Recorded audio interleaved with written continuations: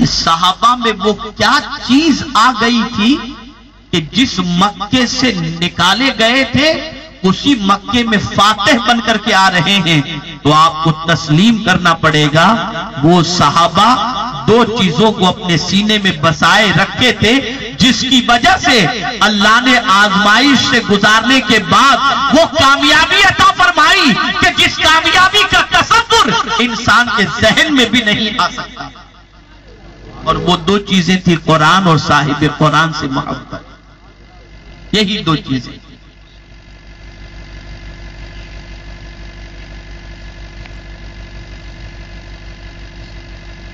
और आज हमारा सीना, हमारा घर, हमारी औलाद, हमारी नस्लें, मैं ये कहने में हक बजानिब हूं कि उनके सीने में और घर की चार दीवारी में तलाश करो कि कुरान और साहिब कुरान की मोहब्बत की शमा कितनी जलती दिखाई देती। तलाश करो।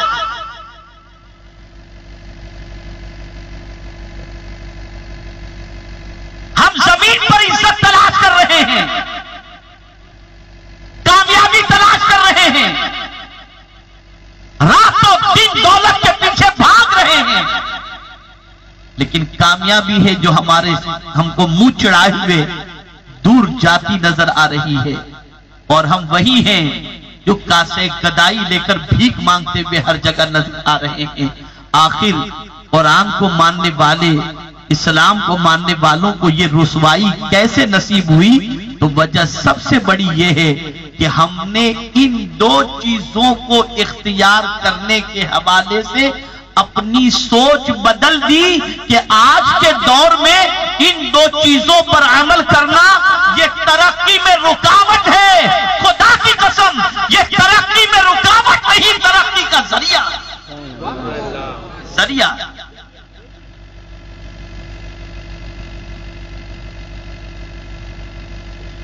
क्या लेकर आए थे सुल्तानुल हिंद हिंदुस्तान में? क्या था उनके पास? लेकिन देखते देखते जमीन पर थे तब भी उनकी बादशाहत थी, और आज जमीन के अंदर आराम कर रहे हैं फिर भी उनकी बादशाहत नजर आ रही है। तस्लीम करना पड़ेगा कि अजमेर की धरती पर मेरे ख्वाजा ने अपना महल तो नहीं बनाया, हाथों से कुरान शरीफ लिख करके छोड़ दिया, मुसल्ला छोड़ा, इस दुनिया से गए, ये दो चीजें छोड़ करके गए। और दुनिया ने देखा कि कल भी वो दे रहे थे और आज भी देते हुए नजर आ रहे हैं। लेकिन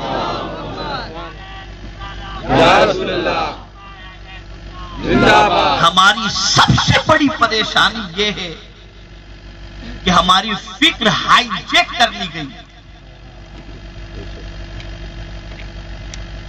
पागल हो गए हम लोग, बेवकूफ हो गए हम लोग।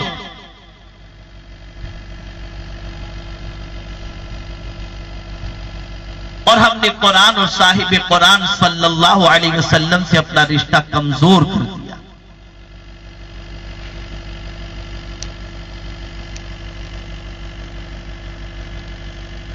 कितना मजबूत रिश्ता था सैयदना सिद्दीक अकबर रज़ी अल्लाह ताला अन्हु का कुरान से।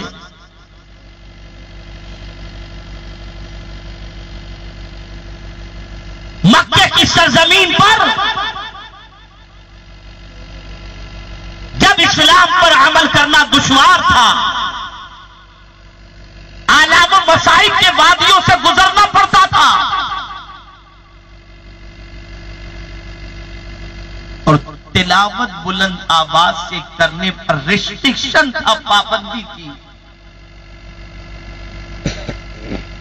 तो सैयदना सिद्दीक अकबर रज़ी अल्लाह ताला अन्हु ने प्लान तैयार किया कि जिस मक्के में रहकर, तवज्जो चाहूंगा, जिस मक्के की सरजमीन पर रहकर कुरान बुलंद आवाज से तिलावत करने की इजाजत न दी जाती हो, उस मक्के में रहकर करूं क्या?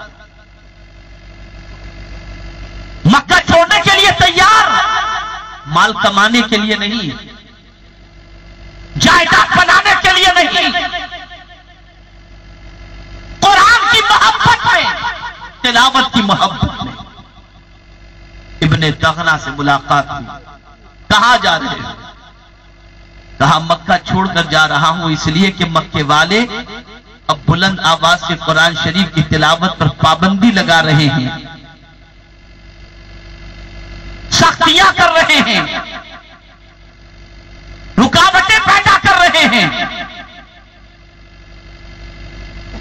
उसने कहा कि सुनो, मैं तुम्हें अमान देता हूं, तुम्हें आज के बाद कोई परेशान नहीं करेगा, कोई तकलीफ नहीं पहुंचाएगा।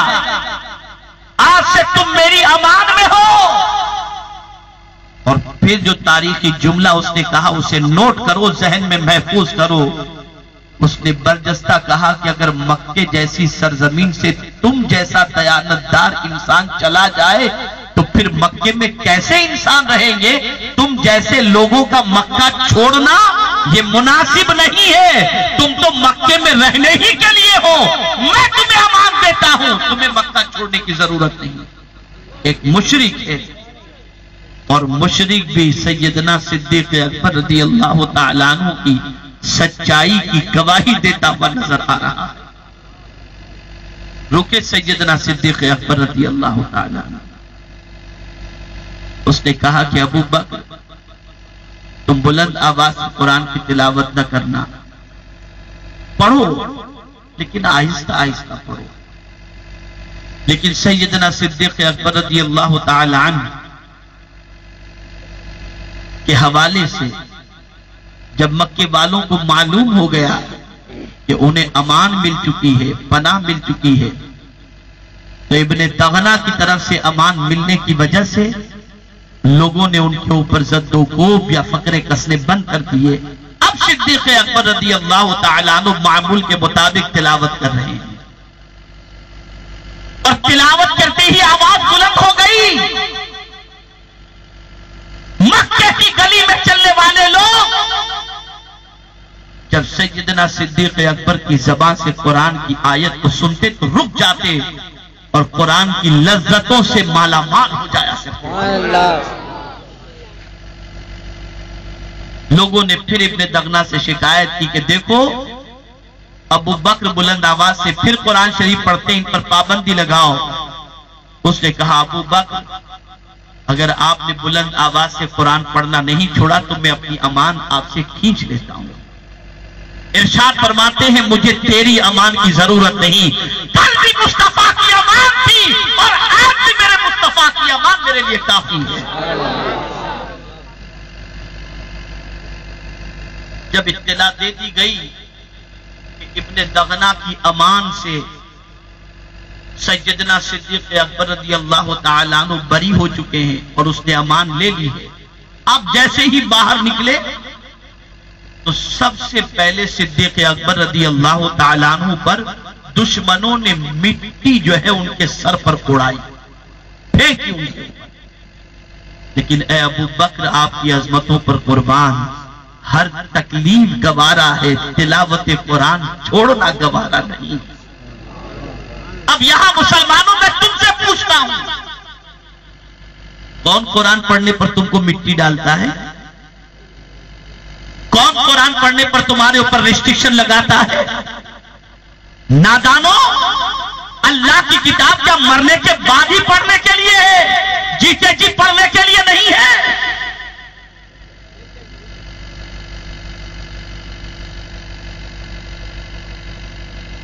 कब पढ़ोगे इस किताब को? आज ये फिक्र तो सताती है कि बेटा अंग्रेजी के अंदर फड़फड़ बोले, यह फिक्र नहीं सताती कि मेरा बेटा कुरान सही तौर पर पढ़े। ये सारी सोच खत्म हो चुकी है। और यही वजह है कि आज दुनिया में मुसलमान 1 अरब की तादाद में या उससे ज्यादा होने के बावजूद राख की ढेर की तरह है। इनकी न कोई इज्जत है, न कोई सुनवाई है, न कोई वक़ाफ़ है, न कोई मकाम है।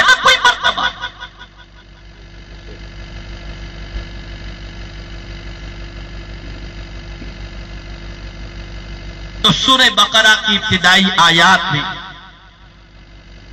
अल्लाह इरशाद फरमाता है, ज़ालिकल किताब ला रैब फीह, ये वो किताब है कि इसमें कोई शक की गुंजाइश नहीं।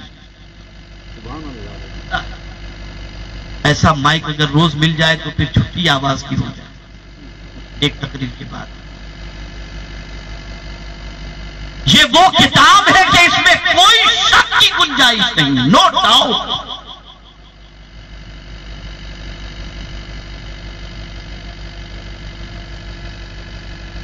ये अल्लाह की किताब है, तंज़ीलुम मिन रब्बिल आलमीन। जिब्रील अमीन लेकर के आए, नज़ल बिहिर रूहुल अमीन, हुजूर सल्लल्लाहु अलैहि वसल्लम पर नाजिल हुई, बिमा नुज़िला अला मुहम्मद सल्लल्लाहु तआला अलैहि वसल्लम। अब ये किताब है क्या? तो कुरान कहता है हुदल लिल मुत्तकीन, ये किताब मुत्तकियों के लिए हिदायत की किताब, हिदायत की किताब।